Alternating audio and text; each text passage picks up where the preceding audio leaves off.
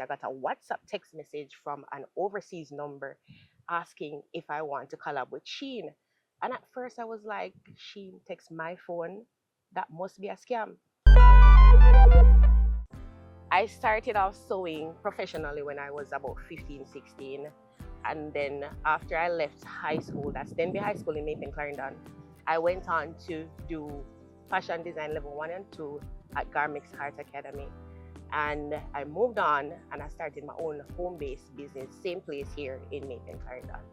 What inspired you to become a designer? What inspired me, I think it's an inborn talent. I have about 2 family members who are actually fashion designers. So I think it's literally in our blood to design and sew and create things.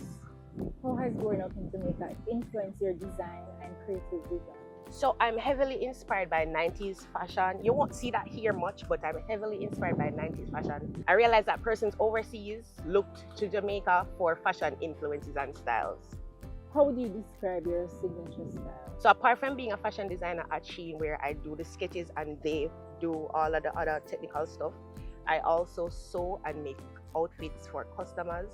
And the target audience that I really want to reach out to is persons who find it a little bit difficult to find clothes to fit their body type, especially plus size women. So I'm really into that. What themes or cultural elements from Jamaica do you try to infuse into your design? I'm in the process of creating my own print, which is the Aki print, and you guys will see that in the next coming weeks, since I'm a contestant in the JCDC competition for fashion and visual arts. How did the collaboration with Shein come about? So I was home working as I normally do, and I got a WhatsApp text message from an overseas number asking if I want to collab with Shein. And at first I was like, Shein text my phone, that must be a scam. So I left the message unread for about 2 hours, and I literally heard a voice say, respond to the message. So when I did, they basically sent me a contract and all the necessary details in regards to what they expect of me to design. So I was tasked to create a 4-piece collection around spring summer. So this is a bubble dress with the tie at the top, so you can make it into a little bow. The back has a zipper in it. What was the inspiration behind this collection? So I realized that this is a trend that we're seeing a lot, the bubble trend, the bubble skirt trend. So I feel like in Jamaica it's already hot, so we don't want too much clothes, but we also don't want a little bit of clothes. So this is just like right in between there. There's a soft spot in between all of that. So it's not too short, not too long, not too risque. When were you contacted? So I was contacted last year, November, to create the collection. So I had about 5 months to really design and send all of that to them so they can do the technical stuff like cut, sew, fulfill the orders, branding, promotion, marketing, everything that was left to them. The only thing that I had to do was design and send them the original designs and tech packs. What was it like coming up with the design? Did you find that you were doing a lot of back and forth in terms of finalizing your design? And did they accept your first design? All right, so initially they asked me to design between 12 to 15 outfits. I did 14 outfits and they selected these 4. Now, I had other outfits that I really liked and they didn't choose it, but that's okay because these are doing very well on their site. What challenges did you face during the collaboration and how did you overcome them? Challenges. All right, the challenges that I faced, I would have to say it was self-doubt, because everything that I drew at first, I kind of liked it, but I was second guessing myself, wondering if persons will take to my designs and what I want to showcase to them, how they would receive them, and if I would get the support from my Jamaican audience. How important it is for you to represent Jamaica, the Jamaican culture on a global stage like Shein platform? All right, so to my knowledge currently, I'm one of 2 Jamaican-born designers who have worked with Shein to design a collection. And I pride myself in knowing that I'm a Jamaican working with the largest fast fashion brand in the world. How have Jamaican consumers and creatives responded to your work with Shein? So at first when I posted the video online, I was not expecting the response that I got. It was so overwhelming at first. A lot of persons who didn't even know me was reaching out and saying they're proud of me. It's a good look. So yeah, I got a lot of positive response, and I think this is a great and positive push towards fashion in Jamaica worldwide. What's next for you after this collaboration?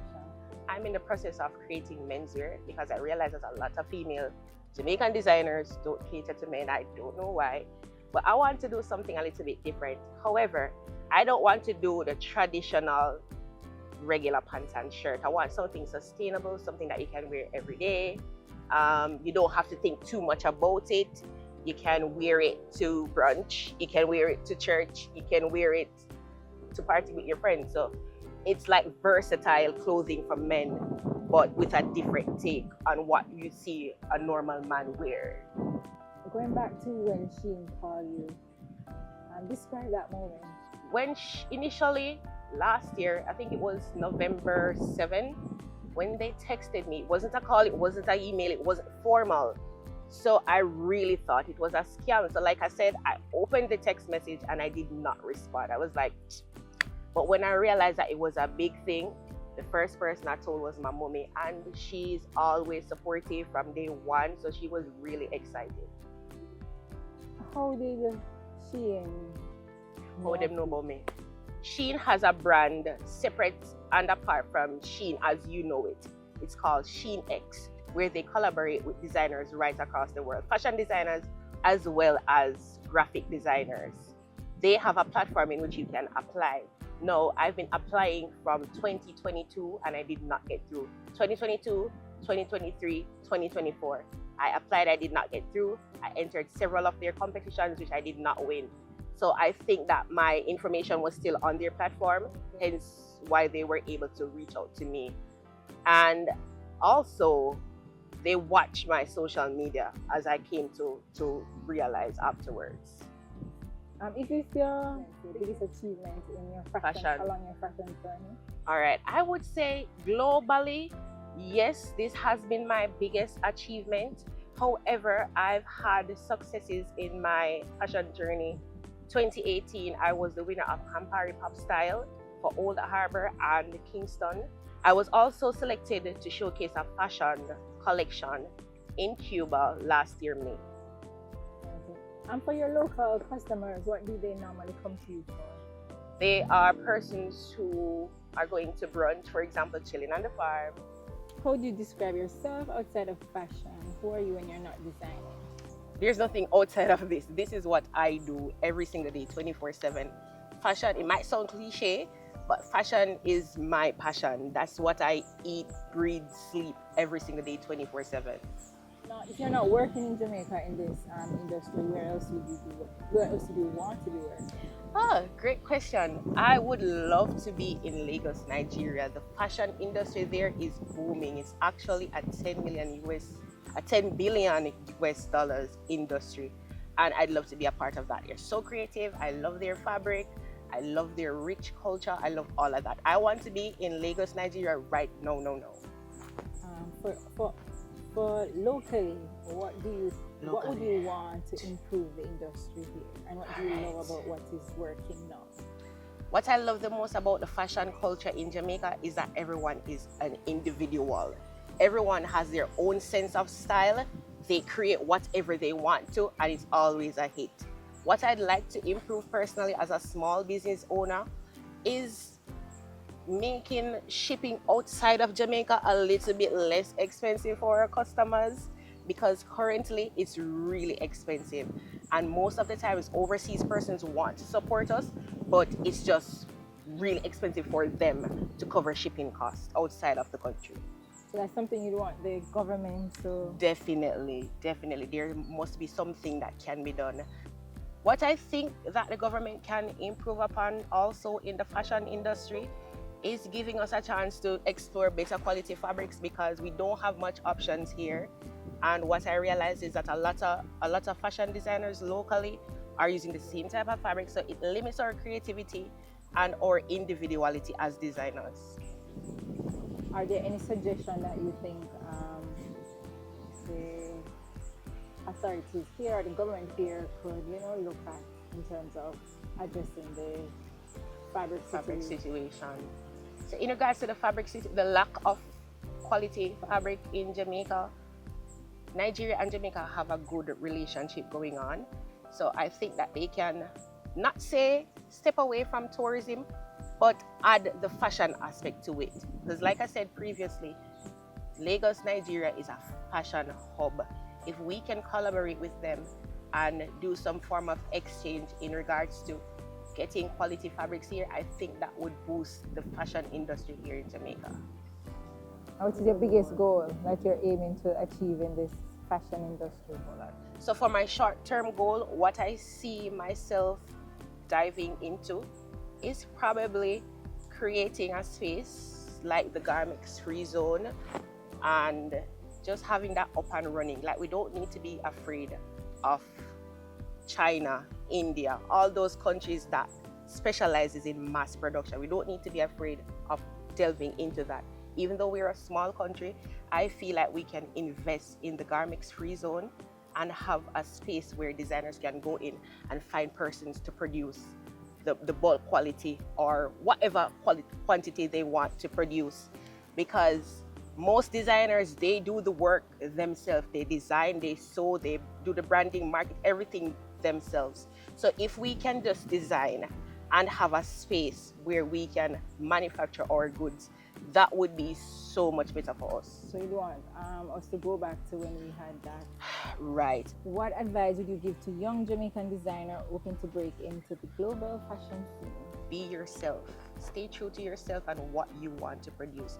If you have something that is not necessarily fashion forward or trendy, still do it, because there will be at least one person that will support you. Stay true to yourself, believe in yourself, and mind you, there's nothing wrong with upgrading or pivoting. So you don't necessarily have to sit at home and sew. There are several other things that you can do. So there's nothing wrong with pivoting. There's nothing wrong either with sitting at home and sewing. Just be true to yourself. Also, how would you tell them to get themselves in terms of getting themselves out there? How would you advise them? In terms of gaining visibility, we're in an era where social media is the hot topic. All you have to do is post one content and millions of persons can view it. So what you need to do is post online, stay consistent, put yourself out there. Don't be afraid about how you're going to look and how persons are going to perceive you. Once you have a good product and you package it and market it well, persons will support you. And enter competitions. Mind you, if I wasn't posting, none of this would not have been possible. What keeps you grounded and motivated in such a fast-paced industry? I have a goal. I want to make persons such as myself, the country girl, the fat country girl, to feel comfortable and confident in whatever you wear, how you present yourself to the world, how you want to perceive. That is my ultimate goal, apart from giving back to my community. So from my launch date in April of this year, I've sold 311 pieces of this orange bestseller to date. And you said this outfit was restocked twice? It was restocked twice. It was actually the #1 bestseller on Shein. You can find us at official Young Addiction on Instagram and on TikTok. So you can find all the codes and how you can purchase.